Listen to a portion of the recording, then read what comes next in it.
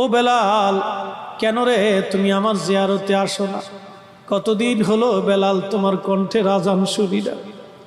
নবীজি বেলাল রে স্বপ্ন দেখে, বেলাল আয় আয় আয়, আমি তোমার কণ্ঠের আজান শুনতে চাই রে বেলাল, আয় আয়, কতদিন হলো তোমার কণ্ঠের আজান শুনি না।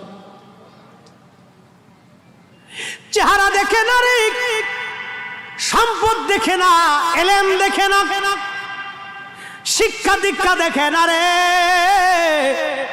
নবীজি ডাকতেছে বেলালা, ইশকে রসূল, ইশকে রসূল, ইশকে রসূল, ইশকে রসূল। হযরতে বেলাল সহ্য করতে পারেন নাই, সুদূর মদিনার থেকে সিরিয়ার থেকে দৌড় মারছে, দৌড়ায়া দৌড়ায়া পাগল, পাগলের বেশে বেলাল দৌড়ে আসছে। নবী ডাকছে, নবী ডাকছে, দৌড়ায়া হযরতে বেলাল মদিনাতে আসছে। রওজা শরীফের জালি মুবারকের পাশে বসে বসে, কাঠের জালি মুবারকের পাশে বসে বসে বেলাল ডুকরি ডুকরিয়ে কাঁদে আর বলে, হুজুর আসতে বলেছিলেন, আমি আসছি। আজান দিতে বলেছেন গো নবীজি। নবী গো, আমি জীবনে আজান দিলে আপনি নবী নামাজে আসতেন, কত আজানে আপনি নবী দেখে কলিজার স্বাদ মিটেইছি। হুজুর এখন আজান দিলে কি আপনি নবী নামাজে আসবে? বিনয়ে বিনয়ে ডুকরি ডুকরি বেলাল কাঁদতেছিলেন। আরে কি প্রেমের আকুতি, কি প্রেমের মিনতি, কি ভালোবাসার মিনতি। নতুন মুয়াজ্জিন এসে দেখে নবীর মুয়াজ্জিন বসে কাঁদে, ডাক দে বলেন, সাহাবীরা শুনছো, নবীর মুয়াজ্জিন আসছে। সারা মদিনায় কান্নার রোল পড়ে গেল।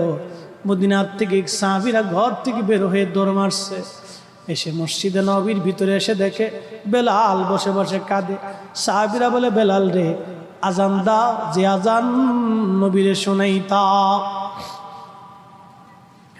এই আজান শোনার জন্য সাহাবীরা যখন বলেছে, হযরতে বেলাল ডাক দেখে, সাহাবীরা আমি আজান দিলে নবী নামাজ আসতো, এখন আজান দিলে কি নবী নামাজ আসবে বলো?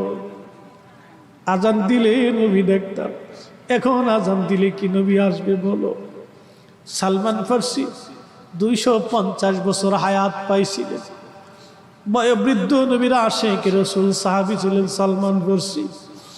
ডেকে বলে, সাহাবীরা রে আমাদের কথাই বেলাল আজান দিবে না, যাইয়া দেখো হাসান আর হুসাইন ঘরের মধ্যে আসেনি, এনারা যদি বলে রে বেলাল আজান দিবে, দৌড়ায় গেছে 7 নম্বর গেট বরাবর বাবু সালাম দিয়ে হযরত ফাতেমা রাদিয়াল্লাহু আনহা